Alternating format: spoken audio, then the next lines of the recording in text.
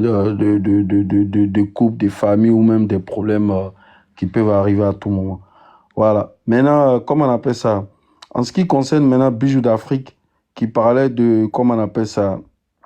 Pareil, un Bijoux d'Afrique avec la blouse qui parlait de le cas de Makosso, par exemple. Comme quoi la plainte n'était pas, comment on appelle ça, Makosso pouvait porter plainte, il pouvait pas, vu que tout le monde a parlé de son histoire avec sa femme, il pouvait pas porter plainte. Mais je voulais rappeler à Bijou que tu peux être chez toi et puis 50 personnes ou 49 personnes peuvent te cambrioler. Mais le gars qui va venir en dernière position, le 50e, là, lui, tu peux aller porter plainte contre lui. Il y a des gens, on les cambriole, on les agresse même, ils vont même pas porter plainte, on les arrache les téléphones. Il y a des gens, c'est pas le problème, ils continuent les schémas, ils vont même pas dans un poste de police pour porter plainte. Donc si le monsieur, il décide de porter plainte contre à Johnny, c'est Johnny, il a choisi, donc il a le droit de porter sa plainte. Et puis je voulais rappeler à beaucoup de personnes hein, sur le panel, j'ai comme l'impression qu'il y a beaucoup d'Ivoiriens qui ne comprennent pas quelque chose. Ici, quand tu es en Europe, tu as un titre de séjour. Frère, à tout moment, tu peux rentrer chez toi. Hein. C'est un titre de séjour, on peut l'annuler à tout moment. On peut t'extrader chez toi, on peut ne pas renouveler ton titre de séjour et te rapatrier. Sauf ceux qui ont comment on appelle ça, la nationalité française. Voilà, les cyberactivistes qui ont la nationalité française, je peux peut-être douter pour eux, même ils ont eu des problèmes ici, des jugements, on ne peut jamais les extrader, ça c'est sûr, minimum, sauf peut-être si c'est des problèmes criminels. Mais je pense qu'aux États-Unis, eux, déjà, eux, ils n'extradent pas, je crois. En France aussi, je ne sais pas trop. Mais je pense que si c'est les gens qui ont la nationalité française, c'est sûr qu'ils vont faire les peines ici, ça c'est sûr. Donc, pour dire le cas de Johnny Pacheco, il n'est pas finlandais. Donc, ce qui est sûr, ce qui fait que au cas où il a un problème demain, déjà, il a déjà eu un problème de ce genre avec l'histoire de Stéphane Kipré. Donc, s'il y a d'autres plaintes encore, et qu'il a d'autres problèmes avec la justice encore pour ces histoires comment on appelle ça, de diffamation et autres là, c'est sûr que la préfecture comment on appelle ça, l'état comment on appelle ça, de Finlande risque de lui retirer son titre de séjour et le rapatrier. Ce qui se fait en ce moment, les pays comme Finlande, Suisse et autres, là, c'est les pays où on rapatrie très facilement. Donc, c'est ça, je voulais bien préciser ça pour faire comprendre comment on appelle ça, à Bijou d'Afrique qui disait que il faut avoir des preuves là. Non, une plainte, à partir du moment le plaignant, il porte sa plainte, il a des éléments qu'il faut, la justice analyse et normalement le cas de Makosso, en plus, ce qui me gêne, au fait, j'ai comme l'impression, je sais pas, Bijou, il a quel âge, la blouse, ils ont quel âge, mais imaginez-vous, un monsieur comme Makosso, vous pouvez tout dire de lui. Hein. Là, moi, je vous parle du plan humain même, franchement. Le mec, ses enfants sont en train de grandir, ses filles sont en train de grandir. Aujourd'hui, elles sont amenées même à se marier. Mais le monsieur, on continue de, de, de, de le dénigrer à chaque fois sur le panel. Quand il monte sur un panel, parler de politique avec lui, débattre avec lui. Pourquoi parler toujours à chaque fois comme quoi il a tué sa femme? Pour moi, c'est pas humain en fait. Il faut vraiment être méchant. Vous-même, là, mettez-vous à votre place, vous perdez votre femme et les gens vous collent cette étiquette-là en fait. C'est quelque chose qui vous reste à vie. Mais venir prononcer ça sur le panel, on sait tous que, voilà, c'est les games de Facebook, ils ont fait ça entre les blogueurs, ça a parlé un peu partout. Mais aujourd'hui, franchement, les gars, sur les panels, on vient pour débattre, de parler de politique. Ça sert à quoi de venir dire que le monsieur, il a tué sa femme, des trucs comme ça. Et ce qui me choque, c'est que vous acceptez ça, en fait, juste parce que le mec, il ne défend pas votre parti politique. Franchement, pour moi, franchement, c'est pas humain, tu vois. Je sais pas si vous êtes des croyants, mais franchement, c'est pas humain. Aujourd'hui, ces enfants ont grandi, passé à autre chose. Si vous voulez débattre, parler de lui-même ou de ce qu'il fait en tant que pasteur ou quoi, ses affaires, mais ne parle pas de sa femme. Voilà, c'est tout. Ça, je voulais vous préciser ça. Deux Donc, minutes, mon grand. ouais, Deux minutes pour chuter. Ok, y a pas de souci. Donc, comment on appelle ça? Maintenant, maintenant, je vais parler concernant pour chuter, je vais parler de cette histoire comment on appelle ça? Des nordistes, tout ça. Moi, ce que je voulais préciser, quand on dit que un gars de l'Ouest ne peut pas aller s'installer au Nord, moi, je dis carrément que c'est faux. Parce que le Nord, ce que vous ne comprenez pas, c'est au Nord, le Nord est quand même mélangé, hein. Parce qu'au Nord, il y a plusieurs ethnies. C'est que ça, faut que vous compreniez. Parce que quand on parle du Nord, il y a des gens qui pensent que quand on dit le Nord, ça veut dire c'est par exemple que des Sénufo, ou que des Tagbana, ou que il y a plusieurs ethnies au Nord. Et sachez qu'au Nord, il y a les chrétiens, il y a les musulmans qui vivent ensemble depuis je sais pas, tu vois.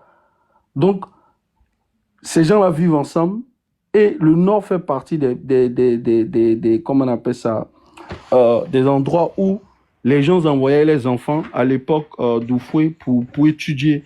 C'est-à-dire, au nord, tu arrives là-bas, tu connais personne, tu vas dans une cour, on te donne une chambre, tu vis là-bas, tu fais tes études, tu grandis là-bas, tout. Le nord, c'est un peuple qui est très, très accueillant. Tout le monde sait ça. Donc, on va pas venir discuter de ça sur le panel, comme quoi le nord, quand tu n'es pas, c'est Kwasi qui parlait de ça, je crois, que quand tu n'es pas du nord, c'est difficile à s'installer. Tu viens au nord, tu t'installes. Tu te maries là-bas, tu fais ta vie là-bas, tu approches les gens, tu es quelqu'un tu t'imposes, tu es proche de la population. Demain, tu poses ta candidature, tu peux être maire, tu peux être truc, tu peux être député. Mais le problème des gens, c'est que quand ils viennent au Nord, généralement, ils viennent pour étudier. Après les études, ils quittent le Nord parce qu'ils ne se sentent pas chez eux, au fait. Ils ne se sentent pas chez eux. C'est ça le vrai problème de la Côte d'Ivoire. Quand ils arrivent au Nord, pour eux, dans les têtes déjà, là, le Nord, l'environnement, peut-être ils sont dans un endroit où c'est des musulmans, des trucs pour eux. Il y en a qui ne supportent même pas le fait qu'ils habitent à côté d'une mosquée où on appelle la prière à 5 heures du matin. C'est ça aussi le problème. Mais quand on regarde réellement, les gars, les nordistes, on est éparpillés partout en Côte d'Ivoire. Tu vas aujourd'hui même Daloa, même je me demande même si Daloa n'appartient pas aux nordistes aujourd'hui qu'elle est BT. Vous voyez un peu, c'est-à-dire les nordistes, on a réussi à s'installer partout, même Gagnois, un peu partout en Côte d'Ivoire, même en Aventure ici. Il n'y a aucun pays dans le monde ici où tu ne vas pas trouver un jeune nordiste, ça n'existe pas. Ça n'existe pas parce qu'on est, comme on dit le mot Djoula. Djoula, en réalité, c'est des commerçants. On est des gens qui aiment, on est des gens qui voyagent, au fait. On va un peu partout. Bloquons une minute pour chuter. Ouais, on va se chercher partout. Donc, du coup, ce qui fait que les nordistes sont installés partout. Mais vous, nous, on arrive à s'installer chez vous. On va même être maire, député chez vous. Mais c'est que posez-vous la question, pourquoi vous n'arrivez pas à vous imposer chez nous? C'est parce que vous ne voulez pas vous intégrer chez nous. C'est ça le véritable problème. Donc ne dites pas qu'au nord, les nordistes, il y a un qui a dit tout à l'heure, si tu n'as pas fait le poro ou quoi, tu penses qu'au nord, c'est que le poro, c'est pour les sénifos. Donc quand vous parlez, quand vous ne connaissez même pas l'histoire d'un truc, c'est pas tout le monde qui fait le poro au nord. C'est pas parce que quelqu'un au nord, donc ça dit forcément il doit faire le poro. Non, frère. Le poro, c'est pour les sénifos. C'est pour certaines ethnies au nord. C'est pas pour toutes les ethnies au nord. Donc, vous mélangez, il est descendu, M. Kwasi, mais franchement, vous mélangez n'importe comment. Le nord, sachez que... Merci, M. Klopo. Merci beaucoup. Au nord, Merci. Chez nous, au nord, il y a beaucoup d'ethnies. Merci. Soma, après ça, la parole à qui? Adam, s'il n'a pas encore parlé, il est monté depuis longtemps. Là. Adam, il va descendre. Ouais, laissez, il va parler 3 minutes, il va descendre. Adam Samba. Kokora. Je suis juste en bas de Kokora. Kokora. Oui, Lucas. Tu as vu la réaction de Kwasi, non? Tu as vu la réaction de Kwasi? Kwasi Jonathan. Est-ce que tu as remarqué ses propos? Qui ça? Kwasi Jonathan. Oui, mais c'est en fait... Tu as vu la manière dont il réfléchit, non? Yeah, la réflexion est trop à tête. Ok. C'est comment tu peux dire non, les baoulés, et quand ils vont quelque part, ils respectent les populations, donc ils n'intègrent pas... on ne peut pas de politique. Donc, il veut dire que les populations du Nord qui viennent ailleurs, donc qui deviennent maires, députés, ne respectent pas les populations, les autres. Comment quelqu'un peut réfléchir comme ça? Et on lui donne l'exemple d'Amédée Kouakou, il dit non, tu ne peux pas prendre ce cas-là pour généraliser. Bon, tu vois? Hein? Moi, je dis souvent, les débats que nous menons, il faut que les gens essaient de... Tu ne peux pas aller tenir un tel langage sur un plateau télé, quand même. Hein? Ils vont te chasser. Ou bien ils ne vont même plus t'appeler, parce que ça, ce n'est pas une réflexion de quelqu'un qui est là à l'école. Lucas, s'il te plaît. On va avancer. Adama, vas-y peut-être. Les gars, laissez-moi parler. Soma. Non, la blouse, attends, Adama va parler, il va descendre. Il y a beaucoup de demandes en bas. Mais toi, tu es là avec nous, t'inquiète pas, tu vas répondre, la blouse, monsieur la blouse. Tu es avec nous, tu vas répondre. Adama, vas-y pour tes 3 minutes. Voilà, moi, je juste vite intervenu, vite fait. Bonsoir à tous. Bonsoir, Bloco, c'est Adams. Bonsoir, mon vieux Kokora. Bonsoir, Sissi. Bonsoir, Lucas. Bonsoir, tout le monde. En fait, moi, j'aimerais vite intervenir sur les propos de Kwasi. Il a dit un truc là. J'aimerais que M. Kokora, quand tu vas prendre la parole, faut que tu m'éclaircisses ça. Parce que j'entends ça souvent et je sais que c'est pas vrai. Le fait qu'ils disent que oui, le magistrat aurait signé le certificat du président Ouattara un dimanche, c'est n'importe quoi. Donc un magistrat qui est parti à l'école, qui a fait ses études, lui, c'est pas qu'un dimanche, on ne signe pas un certificat, c'est n'importe quoi. Et puis quand il dit que Ouattara n'avait pas de certificat, mais quel était Premier ministre n'avait pas de certificat, c'est n'importe quoi. Il a voulu renouveler, c'est des papiers qu'on renouvelle. Et on refusait de lui renouveler. C'est ça qui est le vrai point. Et ce magistrat-là l'a fait. Voilà. Donc, comme me dit, c'est un dimanche, c'est n'importe quoi. Ils ont l'habitude, ils aiment tellement mentir. C'est comme si je le disais la dernière fois, vous envoyez quelqu'un au Burkina pour aller fabriquer des faux papiers pour le gars, on vous a attrapé là-bas. Donc, comment vous pouvez imaginer, puis le gars, il est en train de marteler ça chaque fois sur les panels. C'est pas la première fois. Oui, on aurait signé son certificat dimanche, il n'avait pas de certificat, c'est n'importe quoi. Quel était le Premier ministre là? Premier ministre d'un pays là. Il n'avait pas de certificat, il n'avait pas de quarantaine. Ouattara a dit sa première quarantaine, je pense qu'il a fait ça en 82. Et Ouattara, en fait, souvent les gens, ils sont là, ils savent pas de quoi ils parlent, mais ils continuent. Et puis, à force de marteler le mensonge, ça n'a pas donné la réalité, en fait. Voilà. Franchement, Kwasi, là, j'aimerais que M. Kokora, quand tu apprends la parole, faut revenir sur cette histoire-là. Un peu, si t'en sais mieux, parce que ça m'énerve quand il attend ça à chaque fois. Voilà. Maintenant, je vais terminer sur les propos du ministre Seredo. Moi, oui, comme on le dit là, c'est que le PDCI, aujourd'hui, voilà, c'est ce qu'ils ont sémé. Il faut qu'ils acceptent. Voilà. Qu'ils le veuillent ou pas. Et ça ne va jamais finir. Et c'est le jour que M. Tidjane Thiam va faire l'erreur de répondre un jour à Gbagbo Laurent qu'il va vraiment connaître le go. C'est là les gars vont lui rappeler vrai là. C'est que Seredo a fait ça, c'est rien. Et ils sont là. C'est peut-être depuis pour l'instant, il n'a pas encore attaqué Gbagbo. Le jour, hop, dans nous sommes en politique, forcément, ça va arriver. Mais c'est ce jour-là, Thiam va comprendre. C'est ce jour-là, les gars de PDC, là, même, ils vont lire l'heure. C'est que Seredo a fait ça, c'est rien. Le jour, Thiam va faire l'erreur de s'adresser à Gbagbo, là. C'est là que vous allez connaître les vrais racistes de ce pays-là. On est là, on se regarde, non? Comme si elle est là, M. Kokora est là, moi, elle laisse la place. Il n'y a pas de souci, ici en bas. Ils n'ont pas qu'à de s'attaquer au pro Gbagbo. Eux-mêmes, ils savent ça. Mais c'est pas arrivé, c'est en politique. Un jour, Tidjane t'a passé. J'ai dit, Gbagbo a trop attaqué. Tidjane, il ne va pas répondre. Gbagbo a trop attaqué, toi aussi. Quand il dit qu'on n'a pas besoin de banquiers pour gérer ce pays, ils ont répondu. On peut pas être après, il dit, toi, tu dis que vous dites que vous connaissez tout le monde. Nous tous, on connaît tout ce que vous connaissez. Nous aussi, on les connaît. Est-ce qu'ils ont répondu? Après, il dit, on peut pas être un peu ici, un peu ici. Eux-mêmes, ils ont venus le défendre, non? Ils n'ont qu'à essayer. Et ils attaquent tout le monde, ils n'ont qu'à essayer. Mais je sais que ça va arriver. Ça va arriver. C'est ça. Ça va arriver. Je sais que ça va arriver parce que nous sommes en politique. Il ne va pas se laisser chaque fois être attaqué. Un jour, il va répondre. Mais c'est qu'il va répondre. Quand il va faire l'erreur de répondre, c'est là qu'il va comprendre. Les bijoux d'Afrique, là, ils ont duré en baigné. Ça fait au moins 40 ans, ils ne sont pas arrivés en Côte d'Ivoire. Donc là, ils n'ont plus la notion. C'est qu'on les a raconté ici, là. C'est ça, ils prennent pour faire les débats. Donc là, ils sont bonnés. Ils vont attaquer. Il ne faut pas le laisser. Bijou, c'est pas invectiver Adama. Ouais, désolé. Adama, faut pas invectiver, s'il te plaît. Oui, tu vas parler. Désolé, Bijou, si tu as mal pris, c'était pas pour te manquer les respects, quoi que ce soit. Mais c'est pour te dire que vous êtes gamé. Le gars, Thiam va faire le rêve de vous attaquer Gbagbo Laurent. Là, vous allez lui rappeler son bref bizarre. Il vous fait confiance pour ça. Merci beaucoup, ici en bas. C'est à moi, les gars. Ok. Mais, monsieur Bijou d'Afrique, tu permets que je donne la parole à Micha, il parle, il descend. Là, on fait la place à d'autres personnes pour 3-4 minutes. Ok, vas-y. Si ça ne te dérange pas. Vas-y. Attends, Soma, tu connais, quand moi je finis de parler, je peux descendre. La brousse, il voulait me proposer une motion. Non, ça va. Bloco, faut rester. Je vais parler. Non, quand je vais finir de parler, je vais descendre. Non, c'est juste pour éclairer quelque chose, s'il vous plaît, pardonnez. Ouais, Non. Bloco, Ça faut va rester, rallonger on le va parler là, tu vas débat, les gars. descendre après. Soma, moi Faut je rester reste là. pas si panel, tu sais ça. Vas-y, Mais donne la mon parole à grand, qui tu tu peux veux. être en bas pour écouter, mon grand. Tu peux être en bas pour écouter, il n'y a pas de souci. Amisha, va pour 3 minutes. Non? Mais je pourrais pas les Amisha va répondre. parler, il va descendre. Ok, d'accord. S'il vous plaît. Bonsoir à tout le monde et tout. D'abord, moi, je vais parler rapidement. Je vais répondre à Bijou d'Afrique concernant ce qu'il a dit. Et moi, je veux dire que tout le monde, tout Ivoirien se sent chez lui partout sur le territoire ivoirien. Parce qu'on confond entre être étranger, allogène et autochtone. Tout Ivoirien, au niveau politique, peut se représenter sur toute la Côte d'Ivoire où il le souhaite. Ce sont les électeurs, c'est-à-dire que le peuple maintenant qui fera son choix par rapport à l'intérêt que ce dernier a dans cette localité.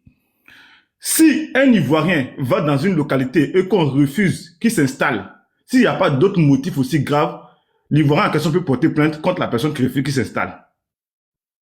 Parce que tout Ivoirien est Ivoirien dans n'importe quelle localité. Maintenant, quand tu vas dans un village, il y a aussi des états, parce que tu ne vas pas dans un village, même si, par exemple, je prends un exemple, on dit dans la commune de Cocody, tu vis à Cocody, je suis habitant de Cocody.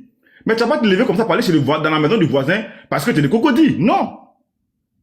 Tu vas chez un jour, que chacun a des parkings bien partagés. Et dans un village, il y a celui qui a le droit sur le village qui est le chef de terre. Même le villageois qui vient de ce village ne peut pas se lever pour faire n'importe quoi dans le village. Parce qu'il y a des règles dans le village. C'est pas pour autant parce qu'on ne peut pas aller s'installer directement dans un village que c'est pas qu'il ne peut pas m'installer. Non. Il y a des règles à suivre pour pouvoir t'installer dans un village. Mais tout Ivoirien est Ivoirien partout. Maintenant, regardez un peu. Concernant le fait que d'abord, il faut tenir compte au fait que il faut prendre en compte l'environnement même en Côte d'Ivoire qui fait que les sudistes ne vont pas beaucoup au nord. Parce que regarde un peu, la plupart des sudistes là, soit ils font un peu de champs, ils sont lagunaires et tout ça là. Mais quand tu vas partir à Korogo et que tu habites à la lagune là, qu'est-ce que tu vas faire réellement comme activité là-bas? Parce qu'ils sont pas habitués. Donc, regardez un peu, parce que alors que les nordistes, ils viennent vers le sud. Vous venez chercher du boulot, vous venez s'installer et tout, rentrer par là et tout. Quand tu vas dans chaque village du sud, je parle de chez moi, par exemple, on va boire ce Tiakoum là-bas et tout. Dans chaque village, il y a des doulas, il y a des peu qu'on appelle des doulas, beaucoup qui existent entre eux là-bas. Maintenant, le réel problème aussi qu'on doit se poser, c'est vrai, on parle de politique, mais sache que le musulman, le doula, qu'on appelle, pour la population musulmane, eux, ils sont même chez nous. Moi, par exemple, je suis de Tiakoum, dans un village à côté. Mais ma tutrice, celle qui m'a dit que ma tutrice dans ma région au collège était du nord. Dans ma région, ma tutrice était du nord. J'ai fait 1 an avant d'aller louer une maison. Et je peux te rappeler que dans les villages, parce que nous par exemple, on loue maison. Moi étant élève, j'ai loué maison de la 5e jusqu'à la 3e avant d'être affecté au lycée municipal de Makori. Donc, il faut tenir compte des environnements. On ne va pas sortir de la politique pour dire non, c'est vrai. Moi, par exemple, je suis pas le RHDP. Mais souvent, il y a des faits qui sont clairs. Mais à cause de la politique, on ne veut pas voir la réalité qui est en face. Alors que ça existe bel et bien. Et ça existera, même si celui que tu soutiens vient au pouvoir, ça existera. C'est comme ça. Le monde évolue, la réalité évolue. Même actuellement, les collèges de proximité que je viens d'élèves, avant les mettre dans les villages, on faisait des maisons pour eux. Mais maintenant, c'est plus le cas. Maintenant, les instituteurs et les professeurs louent des maisons. Parce que la plupart des maisons qu'on leur donne, ils n'entretiennent pas les maisons. Donc, même chez nous là-bas, les villageois ont refusé maintenant de construire des maisons pour les instituteurs. Donc, c'est un fait, c'est une réalité. Le monde évolue, la réalité évolue. C'était ce que je me rapporter comme additif par rapport à ce que vous avez dit. Maintenant, je vais terminer par les paroles de Serodo. C'est vrai. Au fait, le problème, c'est que si on veut rester, le fait que telle personne a fait là, on ne va pas s'en sortir. Je pense que le RHDP est mieux placé pour voir que franchement, ce que vous m'avez fait dans le passé là, par principe, je ne vais pas le répéter.